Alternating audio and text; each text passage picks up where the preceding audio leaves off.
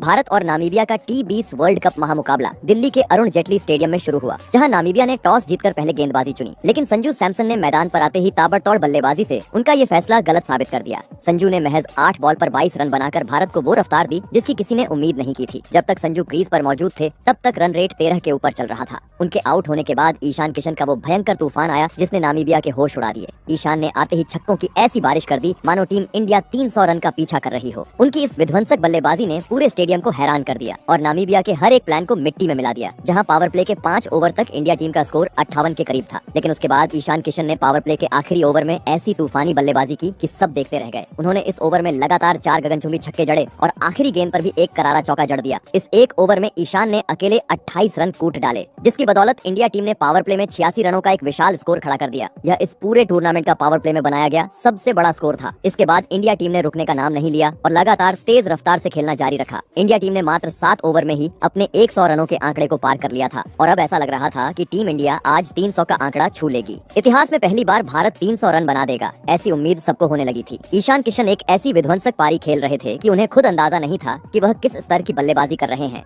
ईशान ने महज 20 गेंदों पर अपनी 50 पूरी कर ली थी और मैदान के हर कोने में बाउंड्री मार रहे थे, लेकिन तभी नामीबिया के कप्तान गेरहार्ड इरास्मस खुद मोर्चा संभालने आए। उन्होंने देखा कि उनके सभी गेंदबाज बेबस हो चुके हैं, तो उन्होंने खुद गेंद थामी और मैच का रुख बदलने की कोशिश की। ईशान किशन कप्तान इरास्मस के ओवर में अपना विकेट गंवा देते हैं, जहां इंडिया टीम एक तूफानी बल्लेबाजी कर रही थी। उसी वक्त इरास्मस ने ईशान को आउट कर मैच की रफ्तार पर लगाम लगा दी। ईशान किशन ने आज महज 24 गेंदों पर 61 रनों की पारी खेली, जिसमें उन्होंने 5 शानदार छक्के जड़े थे। उनके आउट होने के बाद सूर्य कुमार यादव और तिलक वर्मा थोड़ा धीमा खेलने लगे। ईशान के जाते ही जो इंडिया टीम 300 का आंकड़ा पार करने का सोच रही थी, वो सपना अब धुंधला होने लगा था। तिलक वर्मा और सूर्य कुमार यादव के बीच एक छोटी साझेदारी जरूर हुई। सूर्य कुमार यादव ने रनों की रफ्तार बढ़ाने की पूरी कोशिश की, लेकिन वह मैदान पर काफी ज्यादा संघर्ष करते हुए दिखाई दिए। सूर्या ने 13 गेंदें खेलकर मात्र 12 रनों की पारी खेली, जिसमें उनके बल्ले से सिर्फ एक छक्का निकला। पिच का मिजाज शायद बदल रहा था क्योंकि भारतीय बल्लेबाज खुलकर नहीं खेल पा रहे थे। वहीं दूसरी ओर तिलक वर्मा भी ज्यादा देर तक नहीं टिक सके। उन्होंने 21 गेंदों पर 25 रनों की एक धीमी पारी खेली और अपना विकेट गंवा दिया। इन दोनों के आउट होने से भारतीय टीम की जो रन गति आसमान छू रही थी, उस पर अचानक ब्रेक लग गया। नामीबिया के गेंदबाजों ने बीच के ओवरों में जबरदस्त वापसी की और भारतीय बल्लेबाजों को बांध कर रख दिया। मुश्किल वक्त में हार्दिक पांड्या और शिवम दुबे ने मोर्चा संभाला। जब लग रहा था कि इंडिया टीम 170 या 190 तक ही सिमट जाएगी, उस समय हार्दिक पांड्या ने एक विनाशकारी पारी खेलकर मैच का पासा पलट दिया। हार्दिक ने मात्र 28 गेंदें खेली और 62 रनों का तूफानी स्कोर कर दिया। अपनी इस पारी में उन्होंने 4 कड्डी डीडीएच चौके और 4 गगनचुंबी छक्के जड़। दूसरी तरफ शिवम दुबे उनका बखूबी साथ दे रहे थे। वह काफी समझदारी से बल्लेबाजी कर रहे थे और अपना विकेट बचाकर खेल रहे थे। हार्दिक के इस प्रचंड प्रहार की बदौलत इंडिया टीम ने 18 ओवर में ही 200 रनों का अंकदहा पार कर लिया। नामीबिया के गेंदबाज जो मैच में वापसी की उम्मीद कर रहे थे, हार्दिक ने उनकी उम्मीदों को पूरी तरह ध्वस्त कर दिया। जहां इंडिया टीम ताबड़तोड़ बल्लेबाजी करती जा रही थी, वहीं पर गेरहार्ड इरास्मस ने डेथ ओवर्स में एक बार फिर कमान संभाली। उन्होंने अपनी सटीक गेंदबाजी से रनों की उस सुनामी को रोकने की पूरी कोशिश की जिसने नामीबिया के खेमे में खलबली मचा रखी थी। इरास्मस ने चतुराई से अपनी गति में मिश्रण किया और हार्दिक पांड्या जैसे खतरनाक बल्लेबाज को बड़े शॉट खेलने से रोकने का प्रयास किया।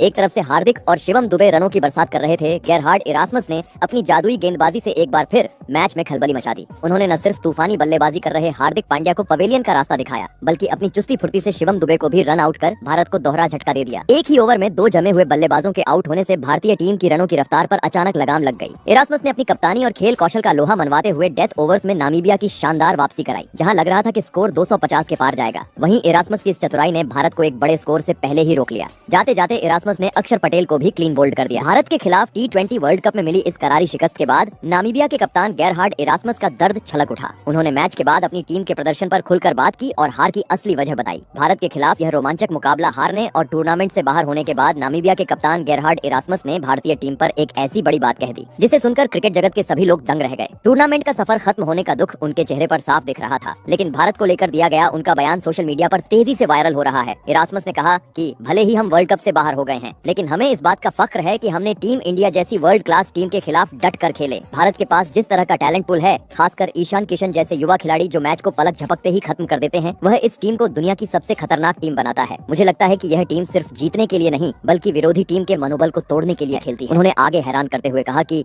हमें हार का गम तो है, पर टीम इंडिया की इस फॉर्म को देखकर ऐसा लगता है कि इस बार वर्ल्ड कप की ट्रॉफी उनसे छीनना किसी भी टीम के लिए लगभग नामुमकिन होने वाला है।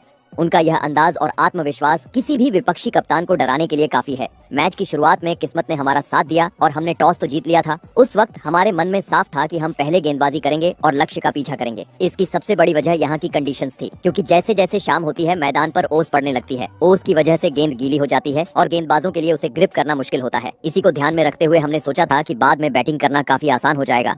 हमें पूरा भरोसा था कि अगर हम भारत को एक सीमित स्कोर पर रोक लेते हैं तो ओस का फायदा उठाकर हम इस मैच को अपनी मुट्ठी में कर लेंगे। भारत के बल्लेबाजों ने आज मैदान पर ऐसी तूफानी बल्लेबाजी की कि हमारी सारी प्लानिंग धरी की धरी रह गई। उन्होंने अपनी विस्फोटक बैटिंग से एक ऐसा उदाहरण पेश किया जिसे देख हर कोई हैरान था। शुरुआत से ही भारतीय ओपनर्स ने हमारे गेंदबाजों पर दबाव बनाना शुरू कर दिया और मैदान के हर कोने में चौकों छक्कों की बारिश कर दी। खासकर जिस तरह से उन्होंने ओस की परवाह किए बिना अपनी टाइमिंग और पावर का इस्तेमाल किया, वह वाकई काबिले तारीफ था। उन्होंने साबित कर दिया कि जब बल्लेबाज इस लय में हो तो टॉस या कंडीशन ज्यादा मायने नहीं रखती। भारतीय बल्लेबाजों ने हमारे हर प्लान को फेल करते हुए एक ऐसा विशाल स्कोर खड्डी दिशा कर दिया जिसके सामने हमारे गेंदबाज बेबस नजर आए। लक्ष्य का पीछा करने के लिए जब हम मैदान पर उतरे तो हमारे सामने इतना विशाल टारगेट था कि उसे चेज करना किसी भी हाल में आसान नहीं होने वाला था। संजू सैमसन ने शुरुआत में ही जो तूफानी बल्लेबाजी की, उसने हमारे लिए जीत की राह को बहुत मुश्किल बना दिया था। इतने बड़े स्कोर को चेज करने के लिए जिस तरह की शुरुआत चाहिए थी, दबाव की वजह से हम वैसा नहीं कर पाए। हमारे लिए स्थिति बहुत ही गंभीर थी, क्योंकि अगर हम यह मुकाबला हारते तो यह इस टूर्नामेंट में हमारी लगातार दूसरी हार होती और इसके बाद तो टूर्नामेंट से बाहर होना तय था। इसी वजह से पूरी टीम काफी ज्यादा दबाव में खेल रही थी, लेकिन तमाम कोशिशों के बावजूद हम इस मुकाबले को नहीं जीत पाए और आखिरकार टूर्नामेंट से बाहर हो गए। मुझे अपनी टीम के लिए काफी बुरा लग रहा है। हमने उस स्तर का प्रदर्शन नहीं किया जिसकी हमें उम्मीद थी। काश हम थोड़ी और मेहनत करते